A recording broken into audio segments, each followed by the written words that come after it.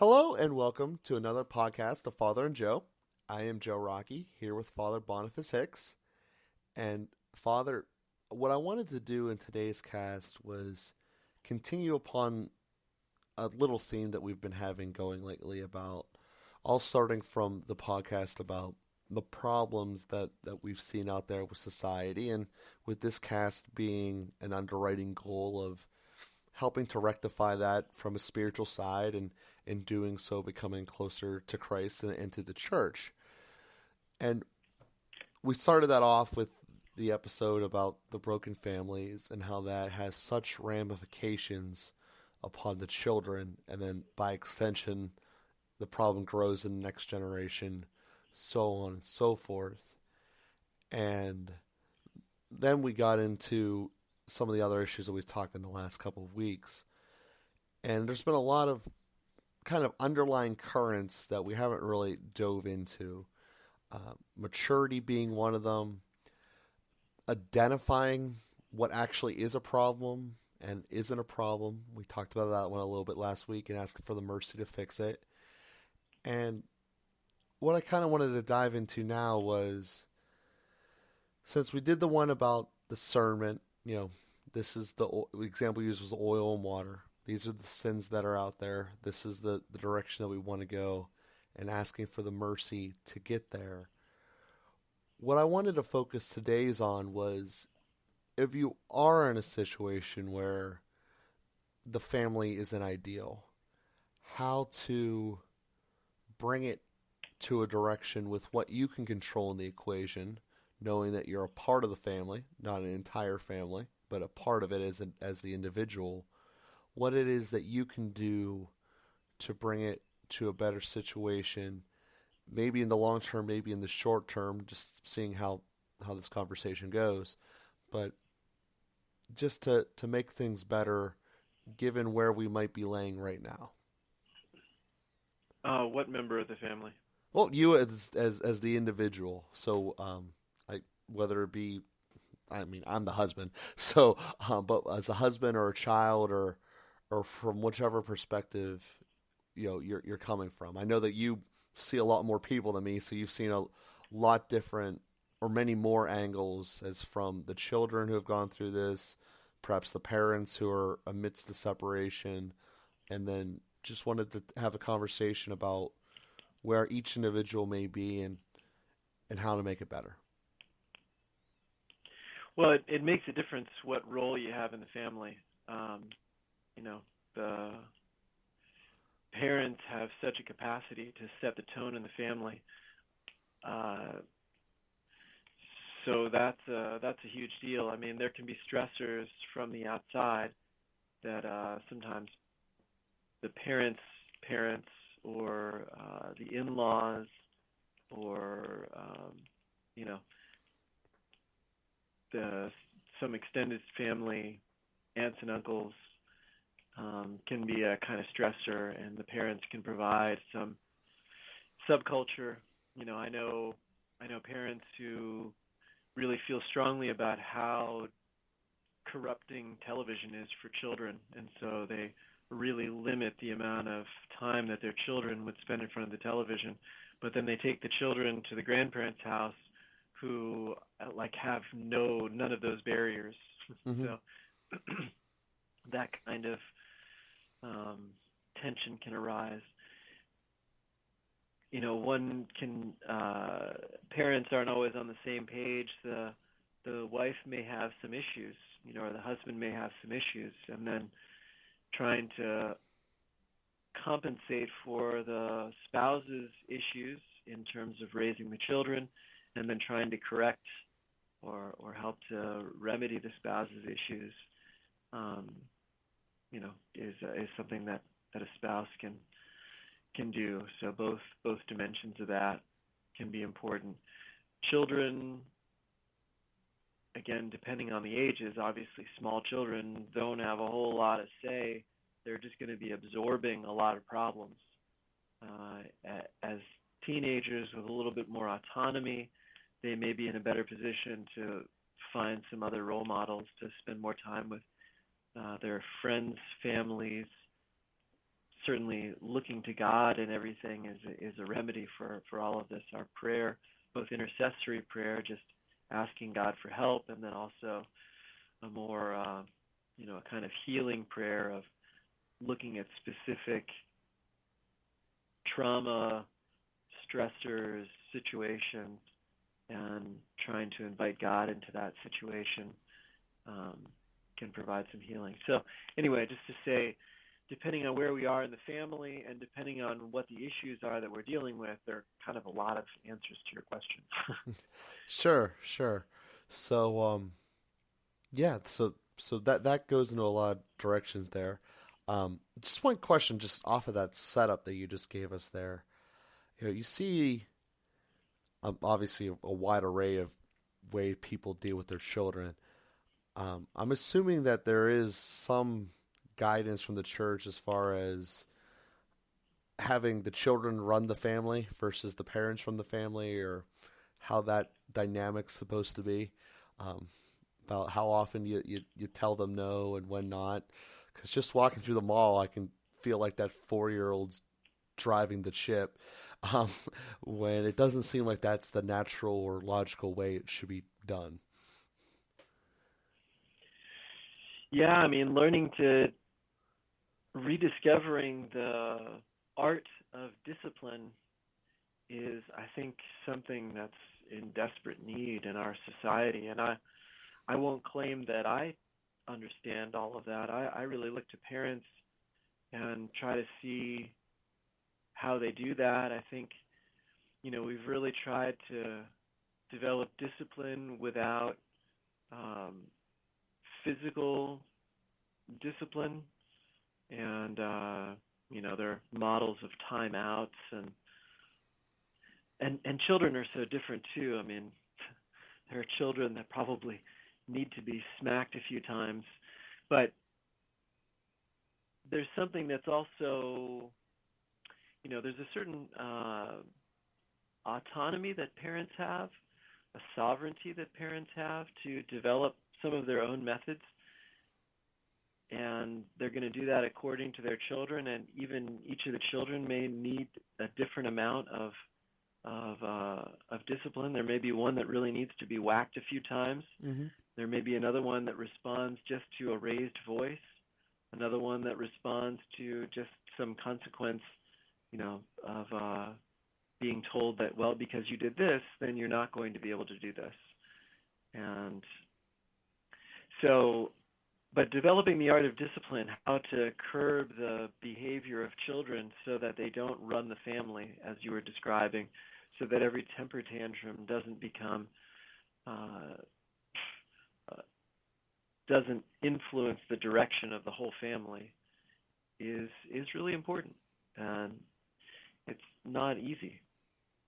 Mm-hmm. It requires some intentionality, and there also you have the different roles of mother and father. I mean, it seems like so many of the situations, a mother's love tends to be so unconditional and really what the child needs. A father's love should also be unconditional, but the father being the one more likely to carry out, whether it's with a smack or with a loud voice or with a stern face or whatever it is, being the one to carry out a discipline that a child should be a little bit more held in check by the father, and then always sort of feeling the unconditional love of the mother. That's not an absolute, but anyway, is a dynamic that's often helpful. So, yeah. Developing discipline to not let children run the family is really important. Yeah, it's something that I see a lot. And I guess one of the other things that came from that is, and maybe this does tie into the initial thing of families going down the road of disjointedness, is that society seems to be wanting to push each defined role as the wife and the husband into having them being this kind of mixed together blend, rather than having each one having their distinct responsibilities. And as we mentioned before at the start of this off, society does a really good job of making broken families, and I just wanted to basically hit, is that part of the destruction? Like, is there supposed to be the defined sides from the church's perspective, or is this a good idea? Yeah, we never want to over define things, and you won't find absolutes and overly defined things in scripture or in the church's teaching, but to not recognize that there's a difference, that a mother provides something different than a father does. There, of course, there's a difference. A child lives in the body of his mother for 9 months and then feeds at her breast for 2 years, Mm-hmm. or 3 years or whatever. There's a difference. There's a huge difference between a mother and a father, and you can't simply collapse them into one person. So that's just a very basic expression of that. But like I said, because of that deep bond with the mother that literally started by being one body with her, and then really being attached to her in a very physical way for daily sustenance, that bond with the mother is unique and is beautiful. So that that can be a real opening to unconditional love and absolute acceptance, and just this completely safe place. And the father being external is both a draw. So as a son learns to separate from that bond with the mother and associate and identify with the father, there's a real growth and maturity that takes place there. The father is an other in a way that can really call a child out of himself and call a child to growth. Likewise, a father's love for a daughter, I've just seen lead to such a beautiful self-confidence. I mean, just a daughter who knows that she is a princess in the best sense of that word, who knows how that she is good and beautiful and that she's a gift. And she receives that in a significant way from her father, being genuinely loved by her father, cherished, appreciated by her father. And that's, anyway, there are very different contributions that a mother and a father make. As I said, they're not sort of absolute things. That it's not to say that a mother can't carry out some of the roles that a father normally does, that a father can't carry out some of the roles that a mother normally does. A Mr. Mom is some kind of possibility. There are families that the mother works and the father stays home, and there's a different kind of bond that develops from the opposite situation. But having said that, there is a different role that's played by both. Mm-hmm. So obviously, hitting upon the importance of having both a mother and a father, and then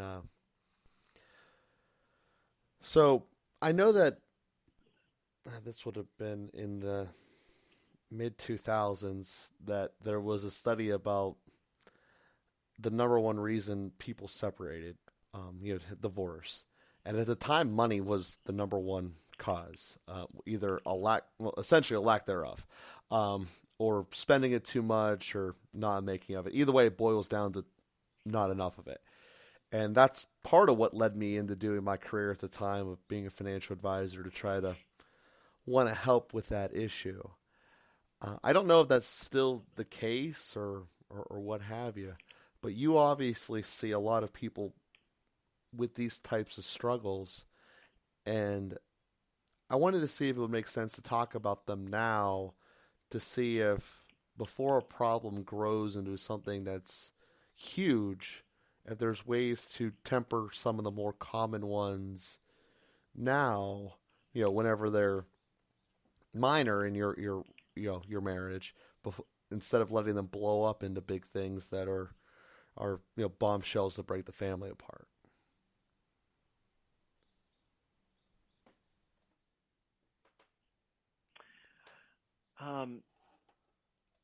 Yeah, to be totally honest, I don't actually meet with that many people who have real broken families. I mean, I tend to meet with people who are trying to grow in their faith and So I celebrate marriages of people who are coming to me for spiritual direction, which usually puts them in a different category of practicing their faith. So I don't have as much direct exposure. I see more the the after effects. I meet with a number of people who come from divorced families.